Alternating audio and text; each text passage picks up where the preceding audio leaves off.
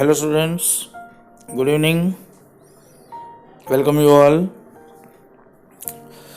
In previous video, we have learnt about quadrilateral and its types. Okay, trapezium, rectangle, parallelogram, square, rhombus, and kite.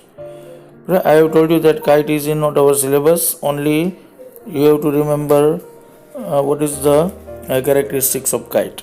Okay, so now we will take another topic, properties of diagonals of quadrilaterals. Okay,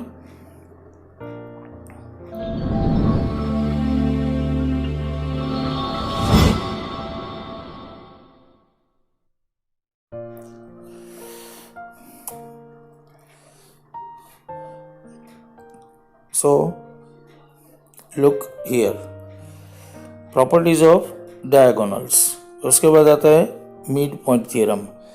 तो अब इसमें हम एक काम करते हैं, मैं आपको सभी प्रॉपर्टीज़, ये सिर्फ डायगोनल की प्रॉपर्टी है, मैं आपको पूरी डिटेल समरी लिखवा देता हूँ. ओके, तो अपनी नोटबुक ओपन कीजिए और मैं जो डिक्टेट करता हूँ वो लिखिए. Okay, write down.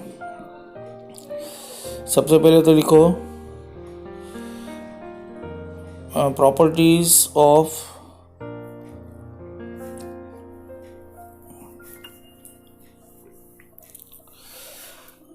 different types of quadrilaterals.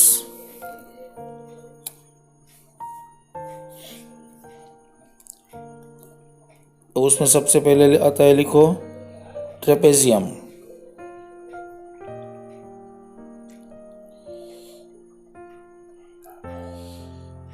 One करके लिखो ट्रेपेजियम. उसके नीचे ट्रेपेजियम की फिगर ड्रॉ करो जो मैंने पहले आपको ड्रॉ करवाई थी.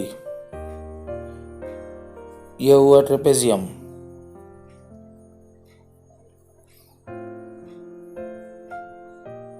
और ये दो डायगोनल्स.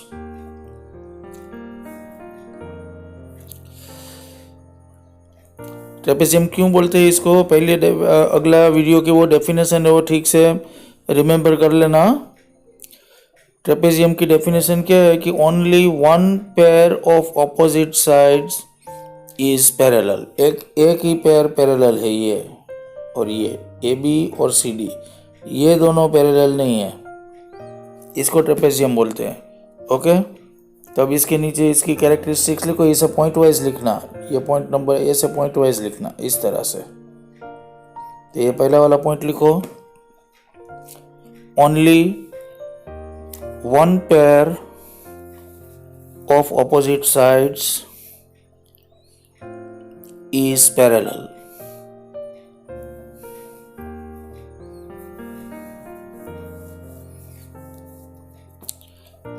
फिर सेकंड पॉइंट लिखो. उसके नीचे वाले पॉइंट में डायगोनल्स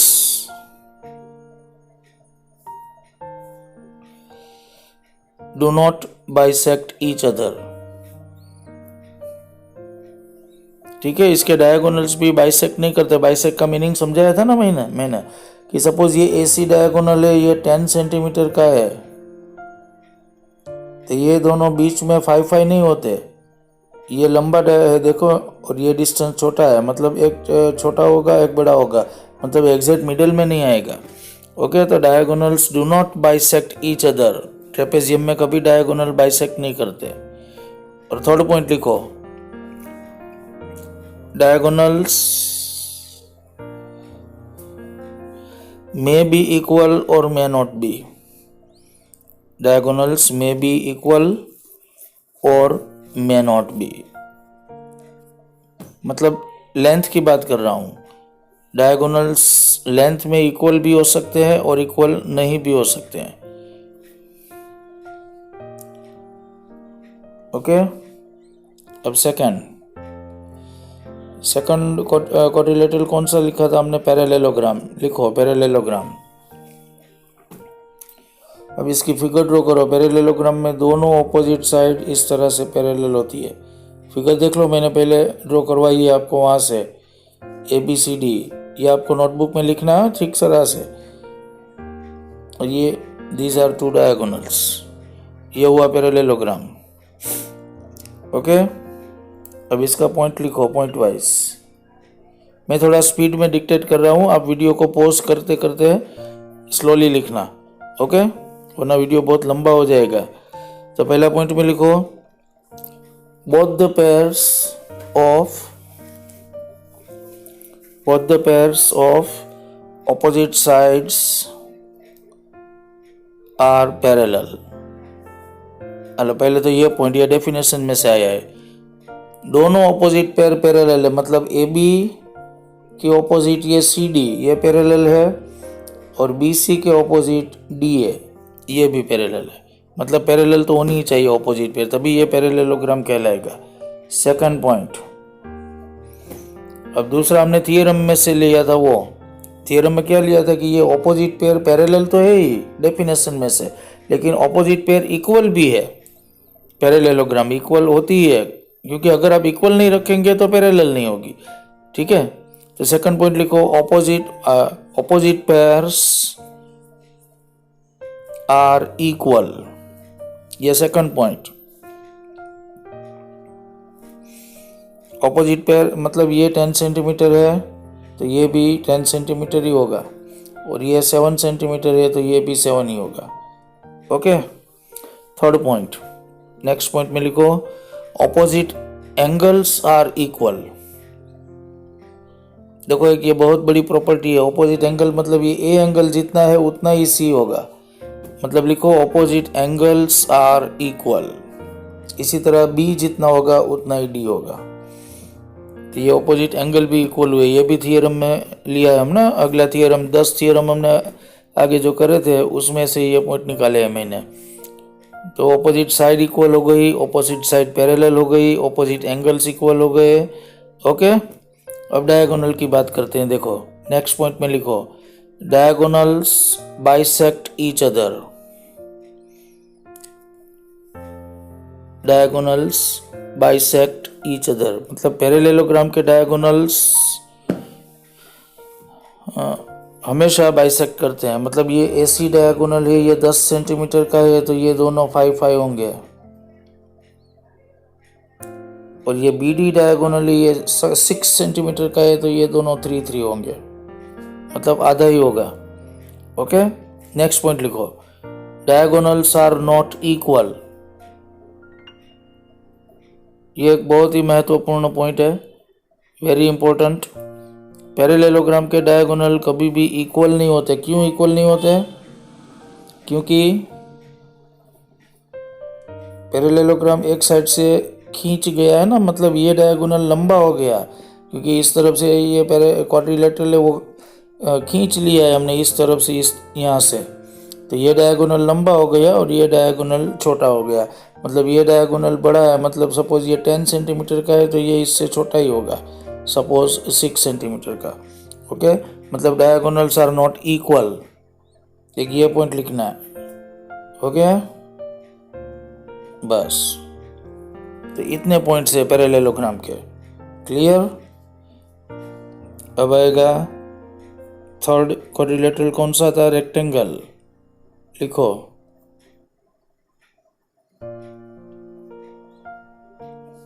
तो पहले रेक्टेंगल की फिगर ड्रॉ करो इस तरह से, ABCD, और ये डायगोनल।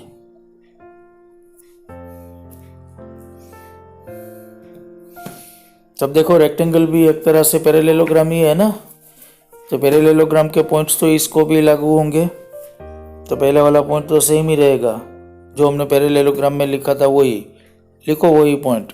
कौन सा था? लिखो, both the pairs of opposite sides are parallel.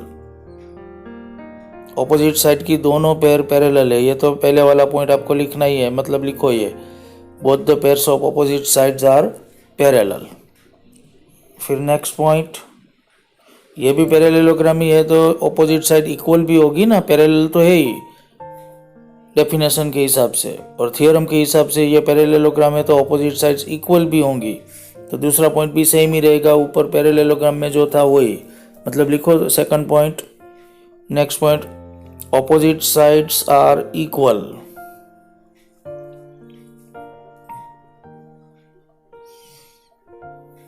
और तीसरा पॉइंट भी सेम रहेगा, क्योंकि ये पैरेललोग्राम है तो ऑपोजिट एंगल्स भी इक्वली होंगे। मतलब थर्ड पॉइंट भी सेम ही रहेगा जो पैरेललोग्राम में लिखा था। तो लिखो थर्ड पॉइंट में ऑपोजिट एंगल्स आर इक्वल, मतलब इसमें तो सभी एंगल 90 है ना, तो लिखो ऑपोजिट एंगल्स आर इक्वल, और उसके इसमें थोड़ा ऐड करो, opposite angles are equal that is 90, सभी एंगल 90 के होंगे।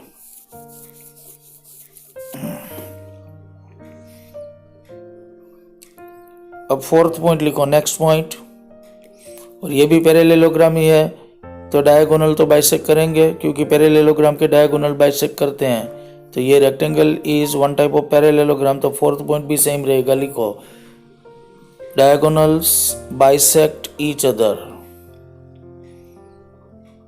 तो ये सभी चारों पॉइंट जो पैरेललोग्राम में थे वो ही रिपीट हुए रेक्टेंगल में, लेकिन फिफ्थ पॉइंट है वो अलग होगा। नेक्स्ट पॉइंट लिखो, इसमें क्या होगा, ये रेक्टेंगल सभी साइड से सिमेट्रिकल है ना, एक भी इसका जो एंड है वो खींचा हुआ नहीं है, मतलब डायगोनल्स दोनों सेम ही रहेंगे, कोई भी डायगोनल खींच के लंबा नहीं हो जाएगा, मतलब both the diagonals are equal. लिखो next point, both the diagonals are equal. Rectangle के सपोज ये एसी डायगोनल 10 सेंटीमीटर का है तो ये बीडी भी 10 का ही होगा, मतलब दोनों डायगोनल सेम रहेंगे, क्योंकि खींचा नहीं है ना, वो पैरेललोग्राम में एक साइड वो खींच गई थी इस तरह से, देखो, तो मतलब ये डायगोनल खींच के लंबा हो गया और ये डायगोनल छोटा हो गया, जबकि रेक्टेंगल में कोई भी साइड खींची हुई नहीं है, मतलब सभी साइड से सिमेट्रिकल है, तो ये दोनों डायगोनल इक्वल आएंगे। तो ये नेक्स्ट पॉइंट एक रेक्टेंगल का अलग है। देखो इसमें भी यही लिखा है, प्रॉपर्टीज ऑफ डायगोनल, इसमें सिर्फ डायगोनल की प्रॉपर्टीज दिखाई है, तो इसमें भी यही लिखा है। देखो रेक्टेंगल कहाँ गए, ये थर्ड वाला, देखो diagonals of a rectangle are equal है ना, रेक्टेंगल के डायगोनल इक्वल है और बाइसेक्ट ईच अदर, बाइसेक्ट तो करेंगे ही क्योंकि पैरेललोग्राम है। ओके, अब उसके बाद वाला क्वाड्रिलेटरल आता है फोर्थ, रोम्बस।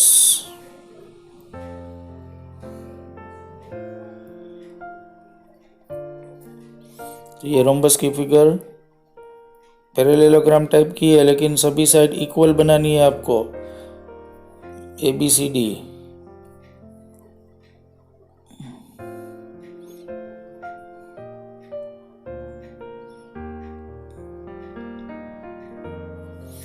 ये रहा rhombus,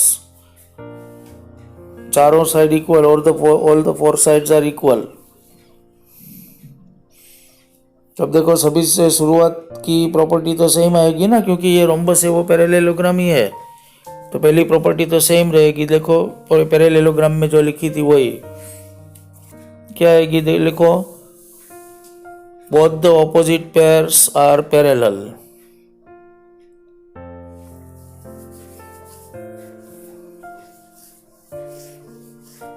both the opposite pair of sides, sides लिखना, both the opposite pair of sides are parallel। अब रेक्टेंगल में हमने क्या लिखा था, सेकंड प्रॉपर्टी में थोड़ा फर्क आएगा। रेक्टेंगल में हमने क्या लिखा था कि opposite pair of sides are equal, opposite sides equal होती है, लेकिन इसमें तो चारों साइड इक्वल होती है ना, सिर्फ ऑपोजिट नहीं। तो सेकंड पॉइंट में हम थोड़ा चेंज करेंगे, तो सेकंड पॉइंट में ये लिखो, write down, all the four sides are equal। Rectangle में ऑपोजिट साइड ही इक्वल होती है, इसमें चारों साइड इक्वल है, इतना डिफरेंस है। तो रोम्बस में लिखो all the four sides are equal। फिर next point, opposite angles are equal, क्योंकि ये पैरेललोग्राम है तो ऑपोजिट एंगल्स तो इक्वल ही होंगे जैसे पैरेललोग्राम में होता था। तो थर्ड पॉइंट में लिखो opposite angles are equal. Clear? अब डायगोनल की बात करेंगे तो पैरेललोग्राम में था वही, ये भी पैरेललोग्राम है तो डायगोनल बाइसेक्ट तो करेंगे।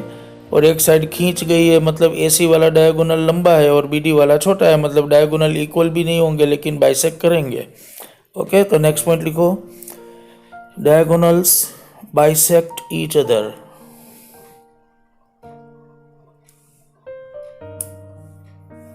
उसके बाद वाला पॉइंट में लिखो, diagonals are not equal.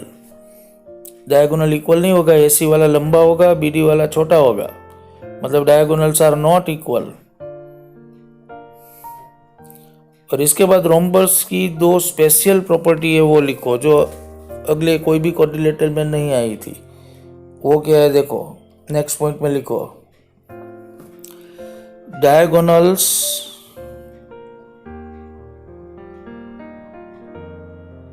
Are perpendicular to each other.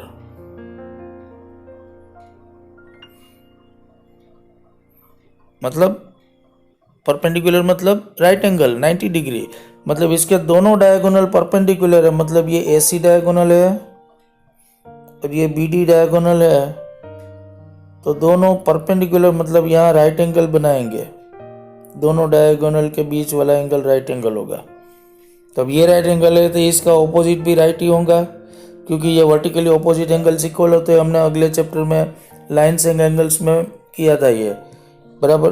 और ये दोनों लीनियर पेयर हुई तो ये भी, इसका टोटल 180 है तो ये भी 90 हुए।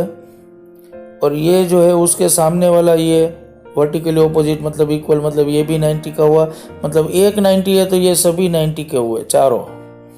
इसका मतलब ये हुआ कि इस तरह की लाइन हुई, ये एक्स एक्सिस और वाई एक्सिस है हमारी,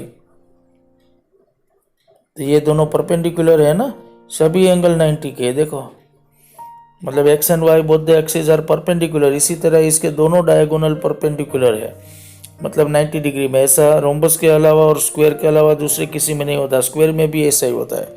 ओके, और अभी एक नेक्स्ट प्रॉपर्टी लिखो, डायगोनल्स, लिखो diagonals bisect at the vertex.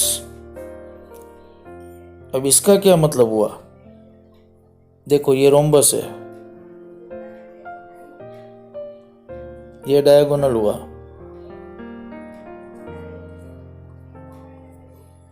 तो मैंने क्या लिखा है, diagonals bisect at the vertex. पहले तो वर्टेक्स किसको बोलते हैं, ये ए वर्टेक्स है, ये बी वर्टेक्स है, ये सी वर्टेक्स है और ये डी वर्टेक्स। 4 वर्टेक्स होते हैं ना, तो ये वर्टेक्स को ये डायगोनल बाइसेक्ट करता है। मतलब ये ए एंगल सपोज 70 का है पूरा, ये ए एंगल, तो ये डायगोनल इसको बाइसेक्ट करता है, मतलब ये दोनों 35 का होगा, ऊपर वाला भी 35 और नीचे का भी 35, एग्जैक्ट बाइसेक्ट करता है 70। और ये 70 है तो सामने वाला भी 70 होगा, क्योंकि पैरेललोग्राम है तो ऑपोजिट एंगल्स इक्वल होंगे, तो ये भी 35 होगा, मतलब बाइसेक्ट करेंगे। ऐसा रोम्बस में होता है, पैरेललोग्राम में ऐसा नहीं होता है। सपोज ये पैरेललोग्राम है,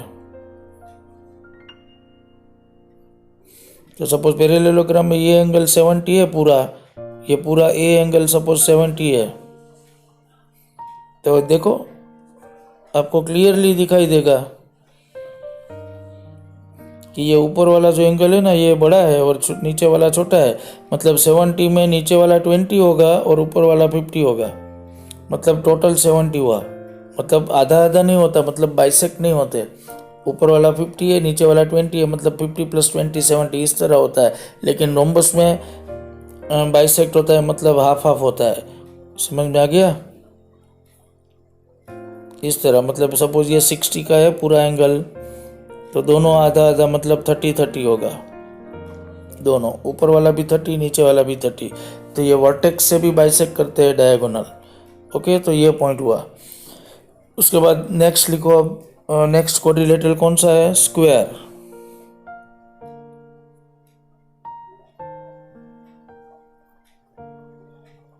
तो स्क्वायर की सभी प्रॉपर्टी रोम्बस जैसी है, मतलब रोम्बस में जो लिखा ना वो सभी स्क्वायर में लिख लो। एक ही चेंज होगा, कौन सा? स्क्वायर में पहले तो स्क्वायर की फिगर ड्रॉ करो। स्क्वायर में भी all the four sides are equal, rhombus के जैसे ही।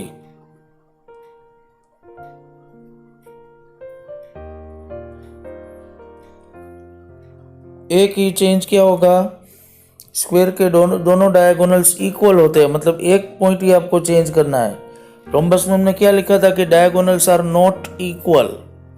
इसमें क्या लिखना है? स्क्वायर में डायगोनल्स आर इक्वल, दोनों डायगोनल्स इक्वल लेंथ के होंगे, मतलब ये 10 सेंटीमीटर का है तो ये भी 10 का ही होगा।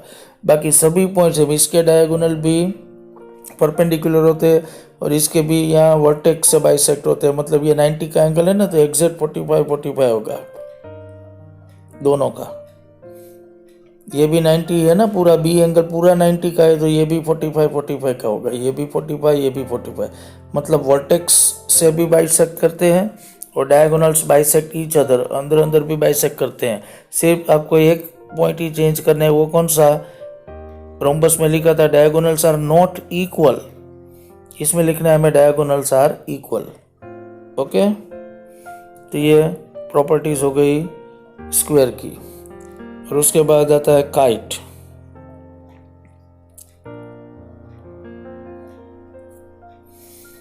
तो काइट में तो ज्यादा है नहीं कुछ, काइट में सिर्फ एक ही पॉइंट लिखना है, लिखो डायगोनल्स आर परपेंडिकुलर।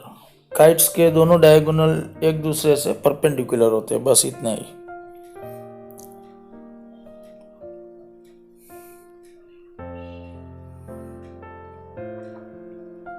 तो ये हो गया हमारा प्रॉपर्टीज ऑफ डायगोनल्स। अब इस चैप्टर में अब कोई एक्सरसाइज तो है नहीं, ये सब निकल गई अभी ये रिड्यूस्ड सिलेबस में। तब ये मिड पॉइंट थ्योरम और थ्योरम 8.9, 8.10 ये हमें करने हैं। ओके, तो ये हम नेक्स्ट वीडियो में करेंगे। मिलते हैं नेक्स्ट वीडियो में। Okay, bye bye.